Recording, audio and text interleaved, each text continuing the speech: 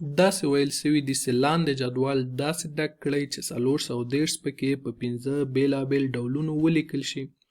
دلته یو جدول لرو. دا جدول 2 طبقې لري، یو د سلو طبقه او بل هم د لاسو طبقه، او موږ باید دې جدول کې 430 په 5 بیلابیلو لارو ولیکو.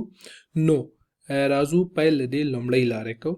دلته د سلیزو په خانه کې 4 لرو، نو دلته 4 دانې سله، 4 دانې سله، دا هم 4 دانې سله.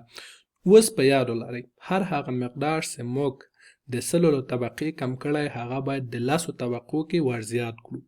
په دې معنی چې یعنې دلته 430 دا معنا لري چې یعنې 43 دانې لسه، او دا 4 دا معنا لري چې یعنې 40 دانې لسه. نو 100 لسه پاتې کېږي 3 دانې لسه. اوس راځو دا بلې برخې ته. دلته دا که زه 3 دانې سله کم نو دلته څومره پاتې کېږي 14 دانې لسه، ځکه 14 او 13 43. اوس دا که زه 2 سله یا 200 کم نو دلته څومره پاتې کېږي 23 دانې لسه. ولې 23 دانې لسه؟ ځکه 23 او 20 کېږي 43.